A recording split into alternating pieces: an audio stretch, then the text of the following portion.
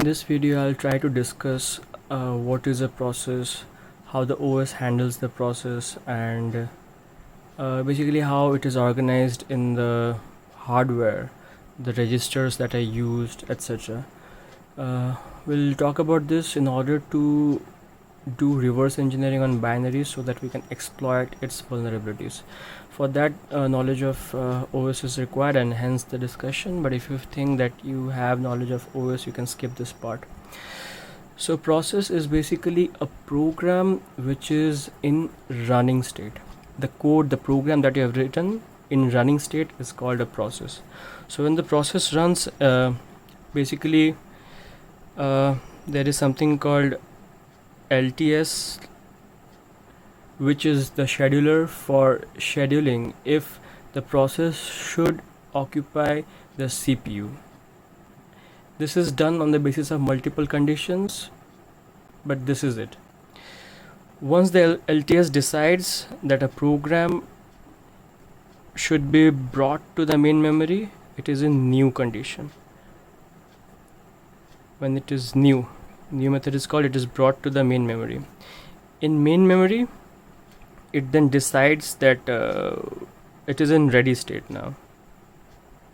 A queue, basically a queue data structure, is used to queue up all the ready processes. Then it is decided whether it should go to the CPU or not, and this is decided by STS, short-term scheduler. But if the process requires some IO, so basically it has to wait, and whenever it is in wait state, it is not intelligent to let it access the CPU still.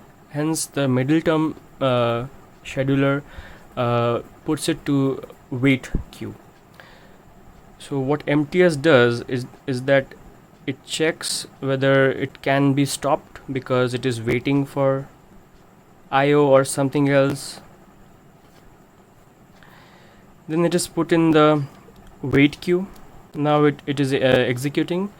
During execution, if it again has to wait due to maybe IO, then it again has to go to ready state. If there is some interrupt or some quantum of time is required, then it again goes to ready state, etc.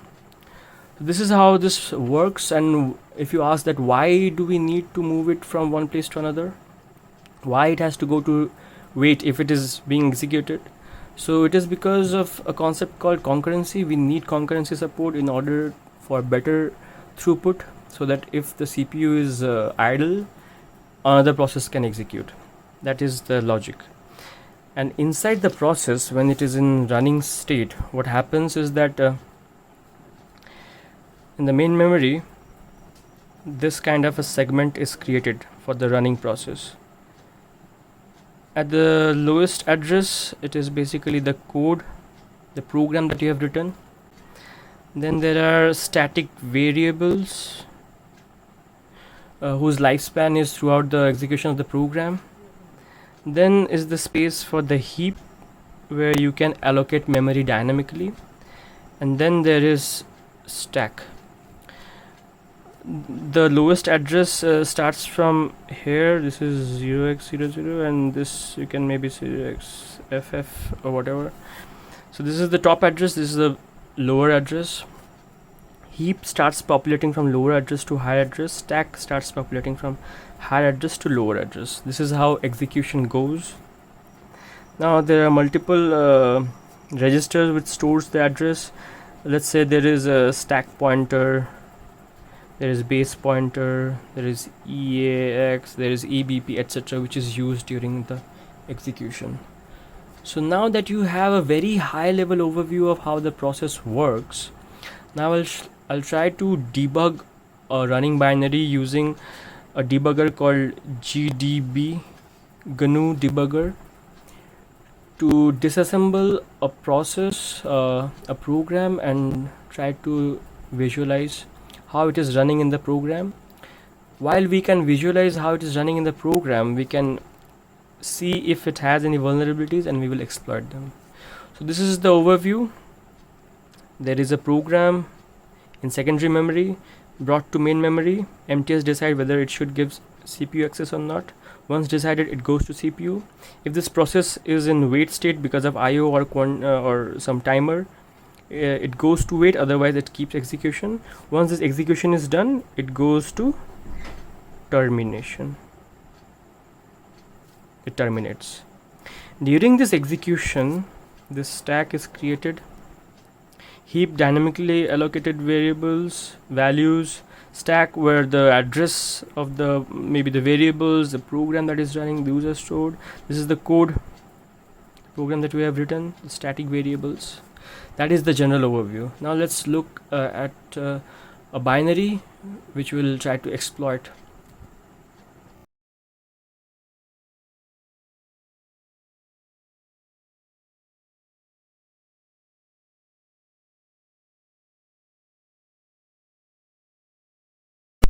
So now we were talking about how a process runs in the OS, how it catches, it is assigned memory in the main memory, secondary memory, how it works, etc. Now we'll try to show it using a problem statement.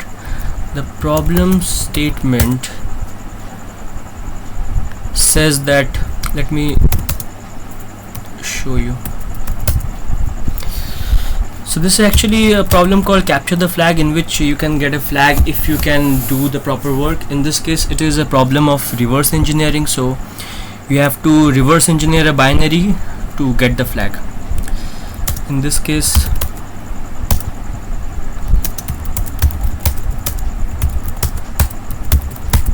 so the task is that you will find this flag in this binary, flag in bin, as obvious from the name.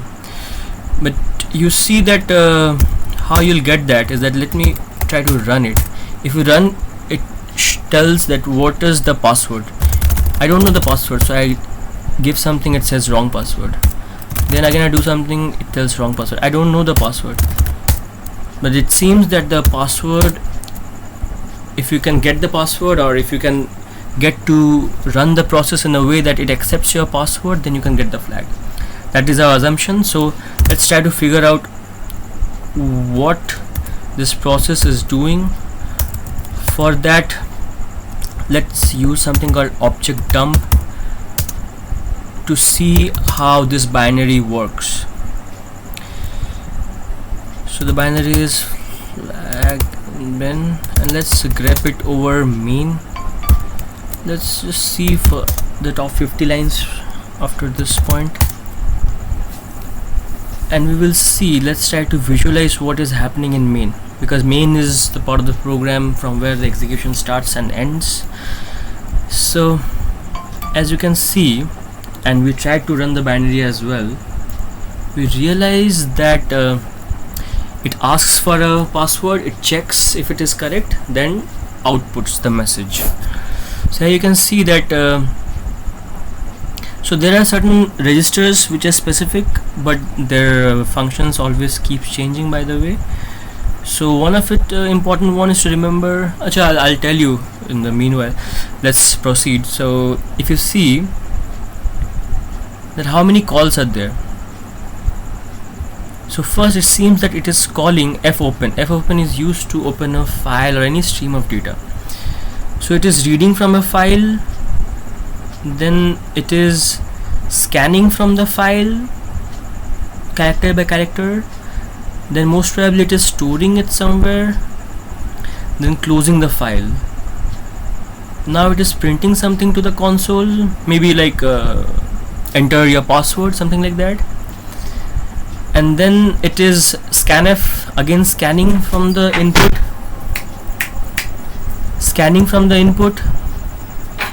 that whatever the user has inputted, mostly it is from standard input, which is a terminal in this case.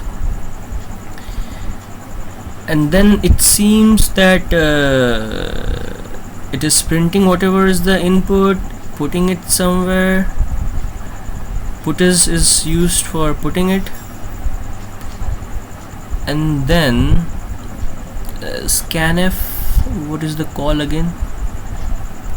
We can obviously grep it over calls so that it becomes clear. Let's grep over call. So yeah, this way it is easier to view.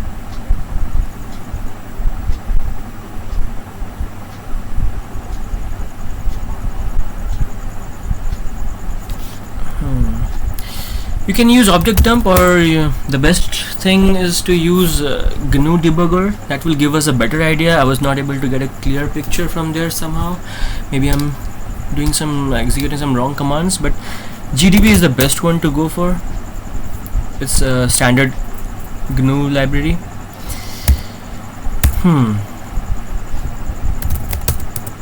Yeah, so let's disassemble the main. Look what's happening there. Disass main.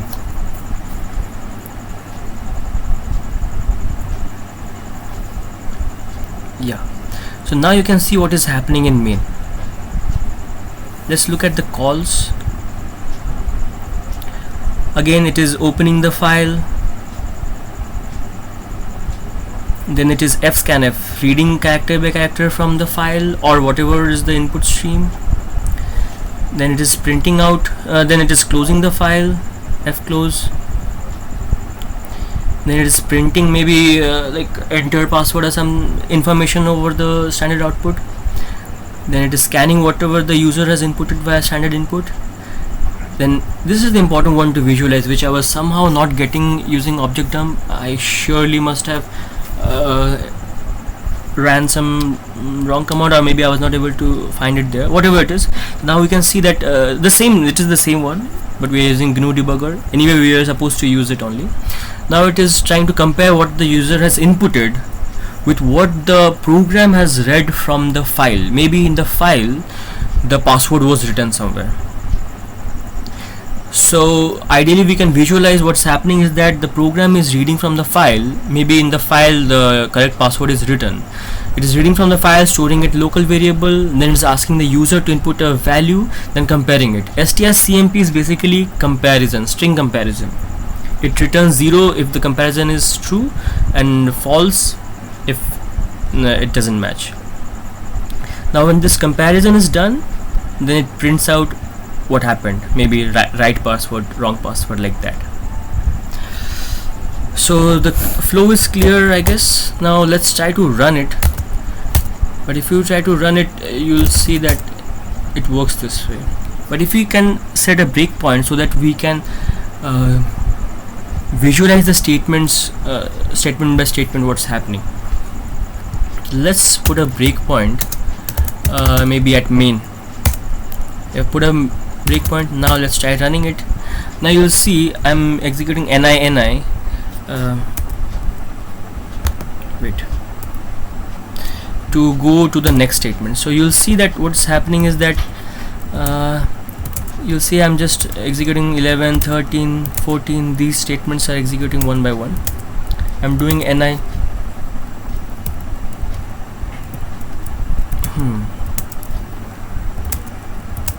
So you'll see first we executed the call statement called fopen. Maybe it's reading from the file now to get the correct password. This is an assumption, by the way. Now it is doing fscanf. You can see on screen.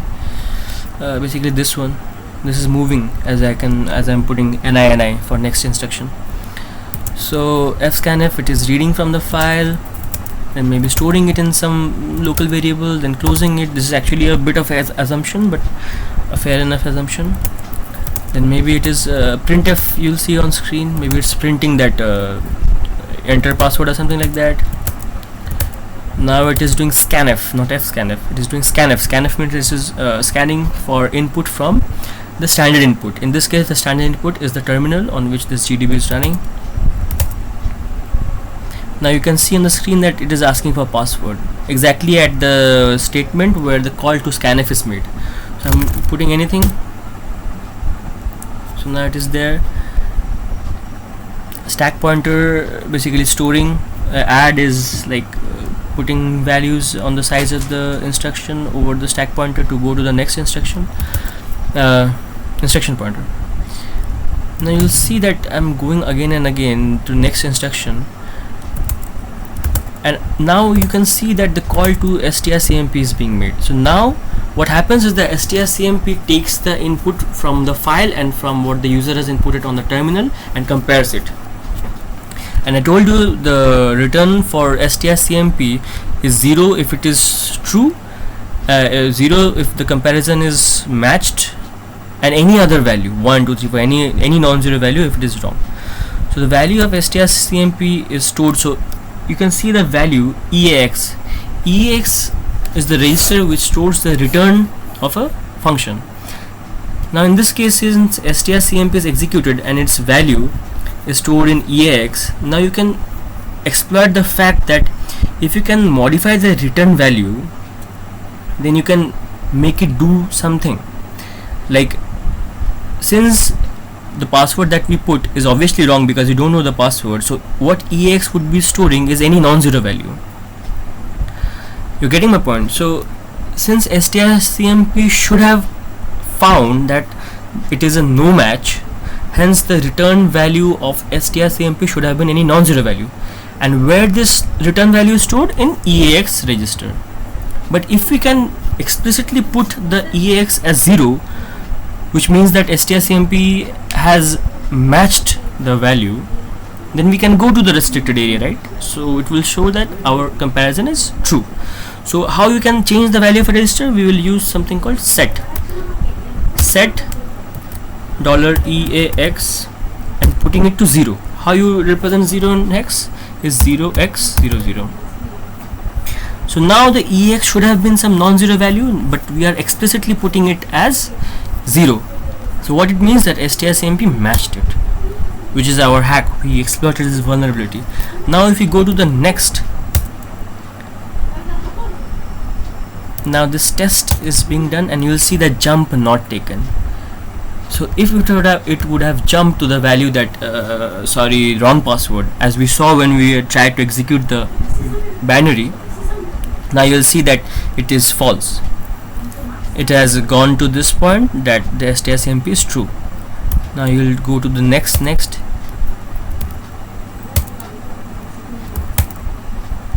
Now you can see that it is showing correct password. If you remember, when you tried to execute this binary, we got the value as wrong password, but now you can see that it is correct password. So we have executed this place where we have cracked the password. Now we went. Now our goal was to capture the flag, and you can see that since this correct password place is being printed, so it is shown that the flag is C3 at this value. So yeah, we did reverse engineering using GNU debugger, understood the flow. When we understood the flow, we exploited the fact that we can modify the register to access the password protected zone and capture the flag. Hence, this capture is complete. Thanks.